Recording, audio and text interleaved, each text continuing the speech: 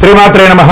సద్గురు జ్యోతిష్యాలయం వారి యొక్క విశ్వావసునామ సంవత్సర 2025 మార్చి 29 నుండి మొదలు పెడితే మళ్ళీ 2026 మార్చి 28 వరకు వచ్చే ఈ తెలుగు నూతన సంవత్సరంలో వచ్చినటువంటి సంవత్సర రాశి ఫలితాలని మనం ఇప్పుడు తెలుసుకోబోతున్నాం.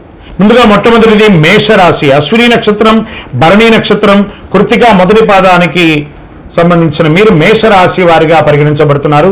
శని గురువులకు భగవత్కృపతో ప్రార్థన చేసుకోవడం, దక్షిణామూర్తి ప్రార్థన చేయడం, శని భగవానునికి ప్రదక్షిణం చేయడం.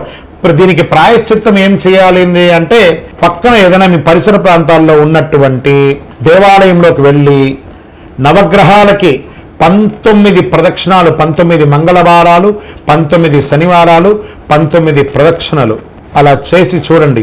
అద్భుతంగా ఉంటుంది. ఒక చిన్న బెల్లం ముక్కను కాకికి పెడుతూ ఉండండి. లక్కీ నంబర్ 5 మరియు 9 మీకు చాలా కలిసి వస్తుందని కూడా చెప్పడం జరుగుతుంది.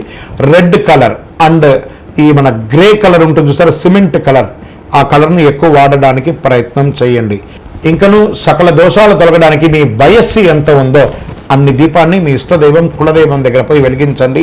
కనీసం ఈ సంవత్సరంలో మీ నక్షత్రం రోజైనా పోయి వెలిగించండి, చాలా శుభం కలుగుతుంది. ఈ అతి శక్తివంతమైనటువంటి కరుంగాలి మాలను ధరించండి. ఆయురారోగ్య ఐశ్వర్య భోగభాగ్యాలతో ఉండండి. విజయోస్తు. ద్వాదశ రాశుల్లో ఉన్నటువంటి మీరు ఆయురారోగ్య ఐశ్వర్య భోగభాగ్యాలతో ఉండాలని అఖిలాండ కోటి బ్రహ్మాండ నాయకుడు శ్రీ ధర్మశాస్త్ర అయ్యప్ప స్వామి వారిని సదా సర్వావస్థలందు మీకోసం, మీ క్షేమం కోసం ప్రార్థన చేస్తున్నాం. మీరు తిరుపతికి వచ్చినప్పుడు మన అయ్యప్ప స్వామి వారి 18 అవతారముల దేవాలయం జీవకోన తిరుపతిలో ఉంటుంది. రైల్వే స్టేషన్ నుండి, బస్టాండ్ నుండి 3 కిలోమీటర్ దూరంలో. ఒక్కసారి పుట్టినందుకు ఒక్కసారైనా అందులో అడుగుపెట్టండి. అందులో 27 నక్షత్రాలను కూడా ప్రతిష్ఠ చేయబోతున్నాం త్వరలో. మీరు వచ్చి దర్శనం చేసుకోండి. మీ యొక్క దోషాలన్నీ తొలగి ఆనందంగా ఉండండి. వందే మాతరం, వందే మాతరం, వందే మాతరం. శరణమయ్యప్ప.